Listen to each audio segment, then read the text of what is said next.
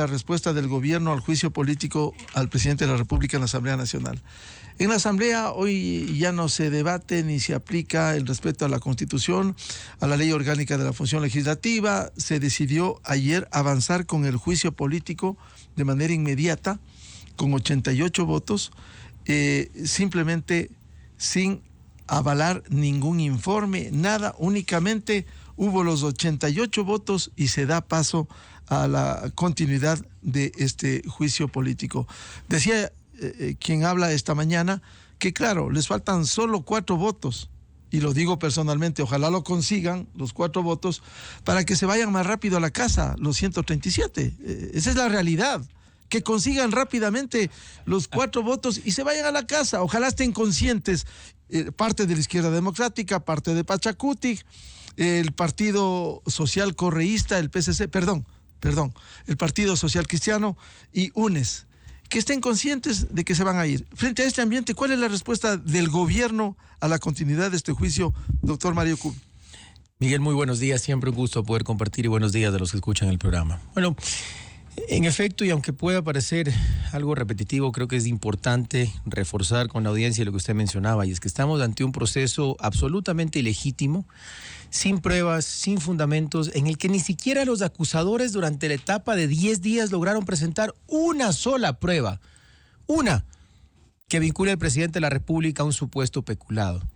Entendiendo que esto es un juicio político y no jurídico, pero además que existe un marco legal que se estableció en la Constitución del 2008, que está en la Ley de Garantías Jurisdiccionales y el procedimiento que también está en la Ley Orgánica de la Función Legislativa, y el dictamen de la Corte Constitucional que estableció con claridad que solo se aprobaba el avance de juicio político sobre la causal de supuesto peculado, que ya en el inicio era mínimamente verosímil en esa irresponsabilidad cobarde de la Corte Constitucional que dejó pasar sin tener una sola prueba real.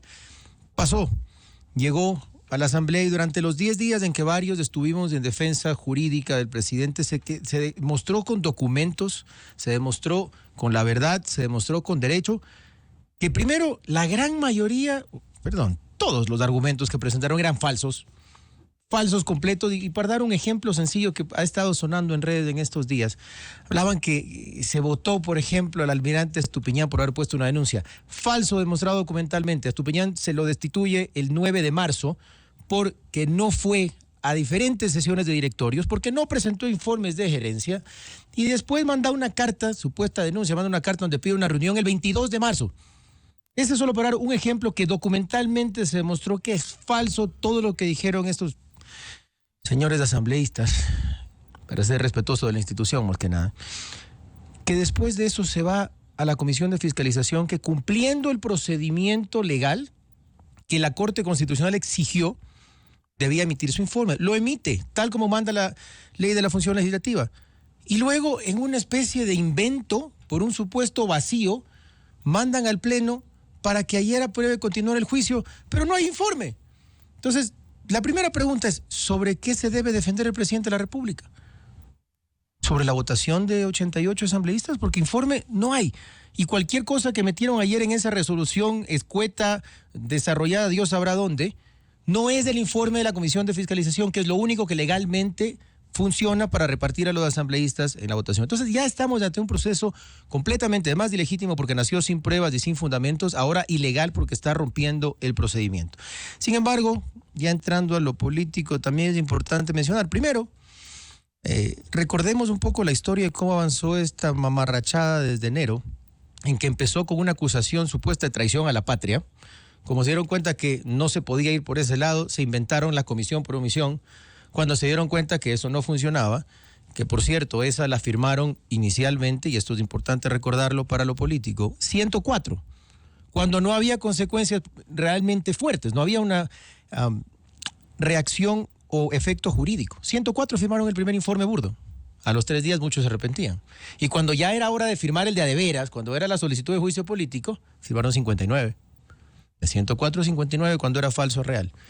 Ayer resulta que firmaron 88, lo cual ya demuestra que no hay los votos para destituir al presidente de la República. En este momento, sí, hay 4 diferencias, no es que sea un gran margen, pero cuando todavía no tiene un efecto jurídico real, porque no era la votación del juicio político per se, sino este invento de una resolución mal hecha, fuera de procedimiento, firman 88. Esperaríamos nosotros, y respondiendo ya de manera concreta a su pregunta, Miguel, que los asambleístas, a pesar de que para muchos sea difícil de creer, no nos queda sino confiar en esa responsabilidad democrática, y cuando entiendan que están firmando la posible destitución del presidente de la República electo democráticamente por la mayoría de ecuatorianos, sin una sola prueba, porque no hay una. Piensen un poquito mejor, algo así como pasó cuando iban a firmar la solicitud de juicio, y esos de 88 sigan reduciéndose de manera que esta democracia pueda saltar esta ridiculez de bache, en que ya por más de 4 meses no tienen estos irresponsables, donde han afectado a la generación de empleo, han afectado a la inversión, han afectado a la estabilidad del país, y podamos continuar hasta terminar los 2 años de gobierno del presidente Lasso, los 2 que faltan para los que fue electo. Viceministro Cubi, y en el escenario, en política, un político cuencano de hace décadas decía que se puede tostar granizo. En política, ¿y si hay los 92 votos? ¿Se activa inmediatamente la muerte cruzada? Mire, primero falta todavía en este procedimiento inventado, ¿no? Yo estimo que mañana el presidente de la Asamblea convocará ya al presidente de la República para que plantee su defensa ante la Asamblea Nacional. Eso podría darse según los plazos. Lo más temprano posible sería el sábado, son 48 horas, pero puede avanzar algunos días más, entonces podría ser lunes, martes, miércoles de la próxima semana. Hasta eso va a suceder. Va a presentar el presidente, ¿no? Por supuesto, el presidente, como lo ha dicho públicamente, él quiere defenderse ante la Asamblea Nacional. Sin embargo, primero, es importante en los tiempos de entender que vendrá el 14 el cambio del CAL, de las autoridades máximas de la Asamblea, presidente, vicepresidentes, vocales, y en un par de días, que según los tiempos que estamos viendo seguramente será antes del debate final y la votación del juicio político, ya se va a dar el tema de las comisiones. Entonces, la reconfiguración de la Asamblea, que es un ejercicio político legítimo, que al parecer ya tiene a muchas bancadas peleadas entre sí e incluso dentro de las bancadas cierta conflictividad. Eso sin duda que puede tener un efecto político y será evaluado en el proceso. Usted mencionaba al inicio de la entrevista, Miguel, y creo que es importante que los ecuatorianos lo sepan, aunque no es una prioridad del gobierno nacional ni del presidente Lasso, sí es una herramienta completamente constitucional, legal y legítima, incluso ya validada por la Corte Constitucional ex su dictamen, el tema de la llamada muerte cruzada, que no es otra cosa que el presidente de la República definiendo por una de las causales establecidas en la Constitución que hay que disolver a la Asamblea Nacional y convocar a elecciones anticipadas. No es una prioridad, pero está sobre la mesa, porque lastimosamente, aunque esperamos y seguiremos en una defensa democrática, seria y en derecho, para que sea la verdad la que triunfe como corresponde sin una sola prueba, pero si notamos que en estos días de juego político ahí entre reparto de comisiones. Ayer ya un partido dijo que renunciaba a sus aspiraciones para apoyar a una persona a la presidencia de la Asamblea, y esto seguirá pasando de aquí al domingo, y luego las comisiones. Si notamos que no hay la más mínima intención por parte de los asambleístas de basarse en la verdad y en el derecho, sino de pensar solo en sus intereses personales, pues sin duda es algo que tendrá que ser considerado por el presidente de la República, pues hoy damos clara cuenta que casi 2 años vamos ya y no hay más que bloqueos constantes a la intención de gobernar. Es decir, en el escritorio está la muerte cruzada, como herramienta constitucional. Absolutamente a discreción del señor presidente de la República cuando lo considere pertinente, en virtud, insisto, de una de las causales, que quizás la más clara para el pueblo ecuatoriano, es la obstrucción constante y continua del plan de gobierno. Y a propósito de lo que señala el viceministro Cubi, ¿le preocupan las elecciones al interior de la Asamblea Nacional? Porque el país ha podido ver, bajo la dirección del señor Saquicela, que es un personaje impresentable, no hay garantías. Y recuerdo lo que pasó en junio de 2022, hasta engañó a la Conferencia Episcopal Ecuatoriana que el diálogo, que buscar consensos, fue y votó y lideró el proceso contra el presidente de la República. No hay ninguna confianza. ¿Cómo ve las elecciones internas cuando el correísmo ya respalda a Saquicela y Saquicela tiene ambiciones de seguir en la presidencia de la legislatura? Sí, eso es lo que le decía, Miguel. Lastimosamente se empieza a notar, a veces en política y a nivel comunicacional y en redes sociales se dicen muchas cosas. Vamos a seguir con la bancada como corresponde en democracia, analizando estos elementos. Llegaremos hasta el domingo para el tema del CAL, luego el tema comisiones, donde se esperaba que las fuerzas democráticas, de aquí hay que también decirlo con claridad, ¿no? Cada fuerza democrática electa tiene el derecho y tiene la oportunidad de conformar parte de las diferentes comisiones y de la Comisión Administrativa de Administración Legislativa, pero que sea siempre en virtud de acuerdos democráticos a favor del país. Y ojalá, y esta es una tesis que el ministro Cucalón la ha planteado ya hace mucho y que al parecer en los últimos mes y medio está dando resultados, y esperamos que pueda ser esa gran frente que permite una unidad nacional.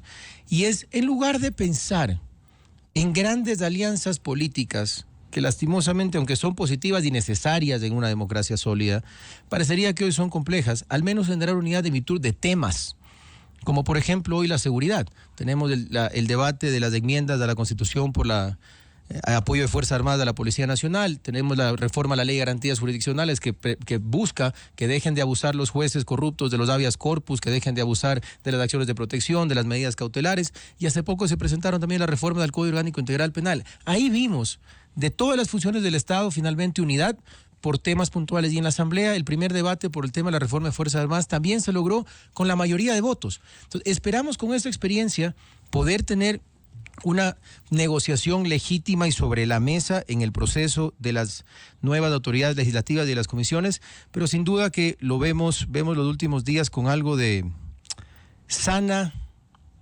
crítica y preocupación democrática, porque al parecer, en lugar de pensar en ese proceso de todos los sectores de la sociedad, 2 o 3 partidos empiezan a decir: depongo mis posiciones con tal de que arreglemos por esta parte. Y en lugar de pensar en este acuerdo democrático en la Asamblea, que debe pensarse en una Asamblea de 2 años, empiezan a utilizar esto como si fuera una moneda de canje para cumplir con sus protervos intereses sobre el juicio político que no tiene ningún sustento. Doctor Cubi, ¿van a pedir a la Corte Constitucional, van a insistir para que, de acuerdo a su dictamen, ya advirtió a la Asamblea que en el futuro procedan con más prolijidad y también que actúen con rigurosidad?